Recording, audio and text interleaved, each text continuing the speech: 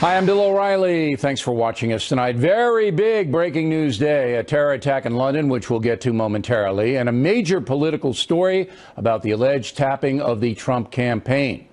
Earlier today, the head of the House Intelligence Committee, Congressman Devin Nunes of California, said that someone gave him evidence that intelligence agencies under President Obama did pick up electronic surveillance on members of the Trump transition team and put that so-called incidental information into intelligence reports. That might be illegal. I recently confirmed that on numerous occasions, the intelligence community incidentally collected information about U.S. citizens involved in the Trump transition.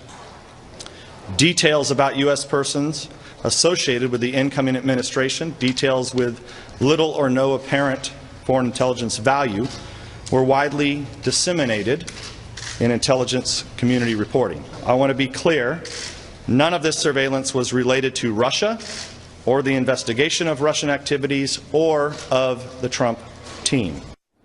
So, when President Trump tweeted he was tapped by President Obama, he might not have been far off. Do you feel vindicated by Chairman Nunes coming over there? I somewhat do. I must tell you, I somewhat do. I very much appreciated the fact that they found what they found, but I somewhat do. Congressman Nunes went on to tell the press that he is disturbed about what he has learned. What I've read bothers me, and I think it should bother the president himself and his team. Because I think some of it seems to be inappropriate, but like I said, until we get all the information to the committee, it's hard to really say until we see it in its totality. So the controversy deepens. For weeks, the Trump haters have vilified the president for his suggestion, lacking evidence, that his predecessor tapped his organization. But now the story takes a major turn because keep in mind that President Obama, in his last days in office, allowed intel agencies to share information they had previously not been allowed to share.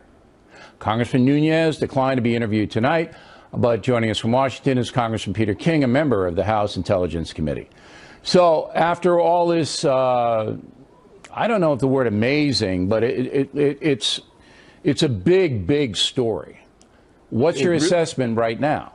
Bill, it's extremely significant, but let me be clear on this.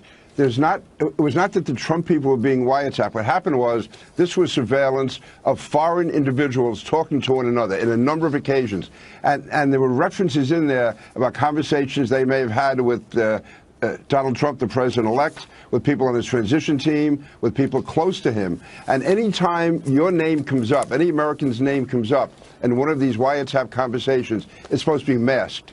Instead, in this case, reports were written not only listing the names of these people, but what they heard in the conversations, like if so-and-so is going to meet this person is going there, this person is doing that. All that information was laid out, and then it was disseminated to so many people in the intelligence community, but this had no intelligence significance at all. This was personal information which was being disseminated, and that would include people in the White House getting it. And again, on there, Devin, I have not seen it. Devin went through it in detail with me, though, and we've only gotten a small amount. This was given to him by somebody on the inside. Okay.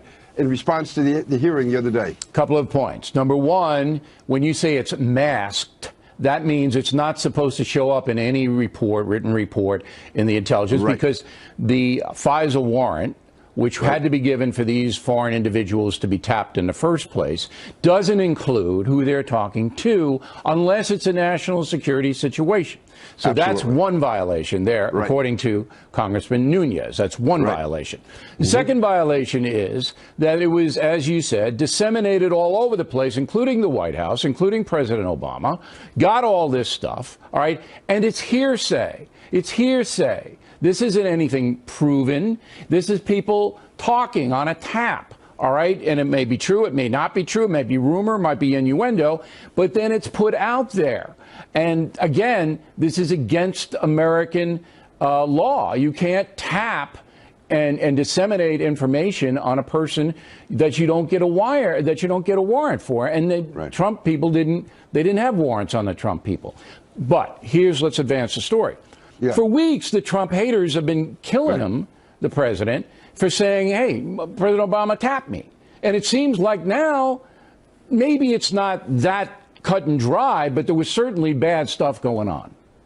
Bill, what I've said from the start is the president overplayed his hand or he overstepped the information available. But I have felt all along there were investigations going on. These could have been legitimate investigations, legitimate surveillance.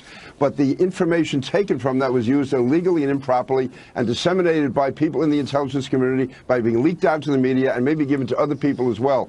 And so the president had a very legitimate case to make. He overstepped it by saying that President Obama ordered wiretapping. That we don't know. But we do know that, to me, this is shameful to have this type of information. And again, it almost like the way Devin described it to me, it's like a private eyes report.